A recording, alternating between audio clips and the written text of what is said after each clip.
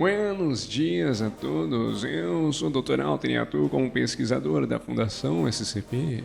E hoje nós vamos falar sobre o SCP-004. Este SCP é de classe Euclide. Vamos começar pelos procedimentos especiais de contenção.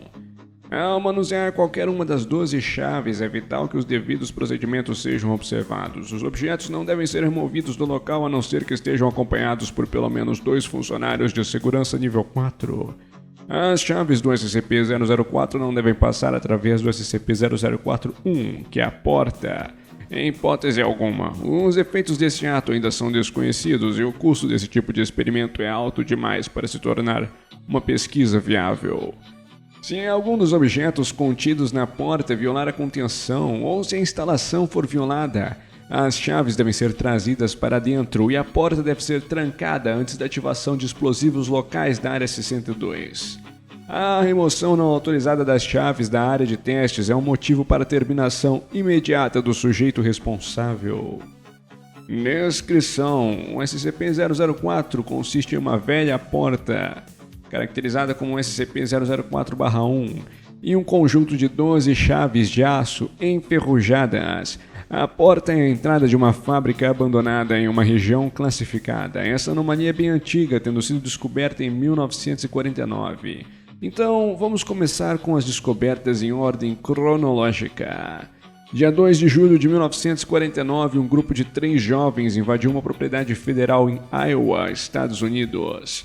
O relato dos jovens contou toda a exploração que fizeram no terreno abandonado, o que era um hobby das crianças. E conta que por fim encontraram um conjunto de chaves enferrujadas em um cofre de ferro.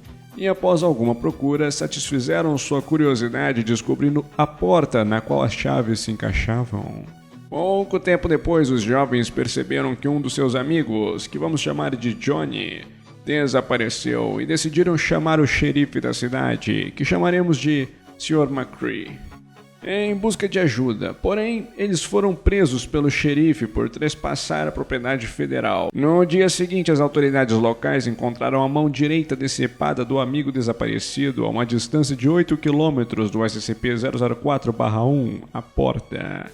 Outras partes do corpo de Johnny foram encontradas espalhadas em um raio de até 32 km da fábrica.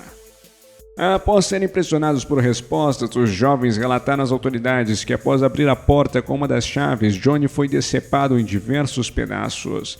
E em seguida, esses pedaços desapareceram. A essa altura, a Fundação SCP assumiu a investigação. Na manhã seguinte, o agente Stephen, da Fundação SCP, confiscou as chaves das autoridades locais para dar início aos testes. Os testes revelaram que elas se encaixavam em uma única tranca de uma porta grande e barrada no local. 12 funcionários classe D foram designados para testar os defeitos dessa porta. Das 12 cobaias, cada um utilizava uma chave diferente e somente 2 sobreviveram aos experimentos. Ao abrir a porta com qualquer chave que não seja a número 7 ou a número 12, ocorreu que as cobaias foram despedaçadas em diversas direções, sendo que, assim como nos relatos dos garotos, essas partes decepadas parecem então desaparecer no ar. Até o presente momento, somente 2 chaves de cada indivíduo foram recuperadas, exceto pelo indivíduo que utilizou a chave número 4, cujas partes foram encontradas próximo ao local. As partes não encontradas parecem ter deixado de existir. Dos sobreviventes, somente o que utilizou a chave número 7 retornou ileso. O indivíduo que tinha utilizado a chave número 12 retornou em um estado beirando o desmaio, capaz somente de sair pela porta e cair no chão. O indivíduo teve então um surto, tendo que ser contido para evitar que arrancasse fora os próprios olhos. A cobaia, utilizando a chave número 7, disse que conseguiu entrar numa sala enorme, impossivelmente grande, considerando o tamanho do prédio que era observado por fora. Após sua saída, a porta foi deixada aberta e uma equipe armada de funcionários nível 3 entrou no local. Foi determinado que é impossível medir as dimensões da câmara e de que a porta que o indivíduo entrou é a única parte da câmara que pode ser percebida ou iluminada. 10 dias depois, os jovens e o xerife foram terminados, provavelmente para evitar a disseminação de informações sobre a anomalia que podem levar a pânico generalizado. 16 dias depois dessa ocorrência, a Fundação criou um disfarce, declarando a área como perigosa devido a explosivos não detonados e erguendo uma série de cercas para evitar assim a entrada de civis. Foram iniciados então testes para determinar potenciais riscos de segurança durante a exposição ao ambiente atrás da porta. Após alguns estudos, é confirmada a existência de anomalias no espaço-tempo resultantes da exposição à porta. Testes posteriores foram suspensos até segunda ordem. Após vários anos sem incidentes, os pedaços desaparecidos de Johnny, o garoto desaparecido, aparecem inesperadamente fora da porta, apesar de já terem se passado décadas desde a sua morte. Os restos mortais não parecem ter nenhum sinal de decomposição e ainda são mornos ao toque. O sangue permanece sem coagulação e os restos são coletados para análise posterior. Após algum tempo, os pedaços de uma das 12 cobaias do primeiro teste reapareceram da mesma forma que aconteceu com Johnny. Os registros sugerem que essa cobaia utilizou a mesma chave que Johnny tinha usado. Em 1999, com uma enorme proliferação de armas nucleares, a Fundação SCP decidiu se preparar para uma possível terceira guerra mundial, construindo uma instalação dentro da porta anômala, aproveitando o fato do tempo passar de maneira diferente dentro dessa anomalia, enchendo essa instalação de suprimentos para o caso de um inverno nuclear. Pouco tempo depois, a base foi expandida para conter capacidade de armazenamento de uma série de anomalias e de uma grande base de dados com todas as informações da Fundação. Essa instalação passou a ser chamada de Área 62, que passou a funcionar a todo vapor nos anos 2000 como um sítio de contenção de anomalias e armazenamento de dados.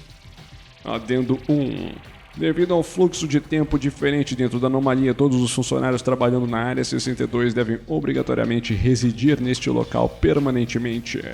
As famílias desses funcionários devem ser informadas de que eles faleceram em um acidente industrial. Corpos clonados serão providenciados para os funerais dos funcionários. Em agosto de 2003, ocorreu uma queda de energia em larga escala no nordeste dos Estados Unidos da América e em parte do Canadá, devido a uma série de falhas técnicas que afetaram os geradores da Fundação SCP. A falha de energia chegou até a Área 62, que permaneceu sem eletricidade por 53 minutos, deixando as pessoas do local sem qualquer fonte de iluminação durante este período. Os funcionários da Fundação reportaram sentir criaturas e pessoas, apesar de não terem sido identificadas ou observadas essas anomalias.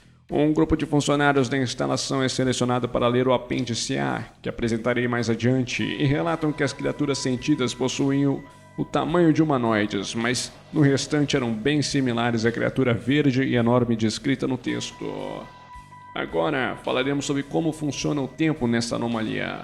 Funcionários que deixam a Área 62 contida dentro do SCP-004 relatam terem perdido tempo. Aqueles que permanecem no local por semanas alegam que só terem passado alguns dias de estadia, sendo que os registros de suas atividades e a quantidade de alimento consumido confirmam estes relatos. Também temos que levar em conta as dimensões impossivelmente grandes da área acessada através da porta pela chave 7, o que caracteriza a anomalia como uma anomalia espacial, além de uma anomalia temporal. E por último, o incidente ocorrido durante o apagão de 2003 sugere a presença de uma nova dimensão alternativa, que existe no mesmo local ocupado agora pela Área 62. Notas adicionais. Testes adicionais concluíram que as outras 10 chaves abrem a porta em uma dimensão onde as leis da física diferem radicalmente das nossas. Os indivíduos que encontram essas condições hostis são assim despedaçados e as partes dos seus corpos são realocadas em diversos locais das dimensões, dos quais somente 3 parecem se situar na Terra. Corpos alocados a 2 desses locais aparecem imediatamente, enquanto partes alocadas ao terceiro aparecem alguns anos no futuro. Os outros 7 locais são atualmente desconhecidos. Pesquisas atuais possuem 2 focos. O primeiro é encontrar um método para sobreviver às condições provocadas pela lei da física hostil dessas dimensões. E o segundo sugere que podem existir outras portas que podem ser abertas utilizando essas mesmas chaves. Apêndice A. Efeitos mentais da chave 12. Esse é o apêndice que eu tinha prometido para vocês lá em cima.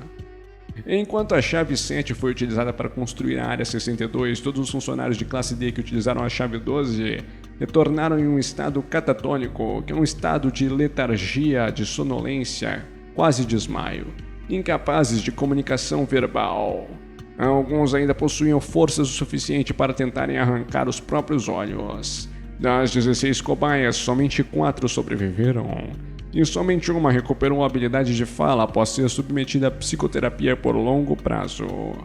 Ele foi capaz de dizer ao psiquiatra que viu uma criatura verde maciça, tão grande que a maioria do seu corpo não cabia em seu campo visual. Ele também relatou ter sentido um medo inato de ter sido capaz de reconhecer a criatura imediatamente, dizendo que é como se fosse algo que estava enterrado profundamente nos meus medos primitivos. Além de relatar a implantação de memórias incompreensíveis, o paciente apresenta amnésia aguda, anterógrada e retrógrada, o que significa que ele não se lembra de coisas do passado e não consegue gravar mais coisas do presente, sugerindo algum dano cerebral. Bom, por hoje é isso. Se vocês não quiserem acordar amanhã dentro do SCP-004, lembre-se de se inscrever no canal, meter o dedo no like e no sininho, comentar o que achou e até mais. Falou!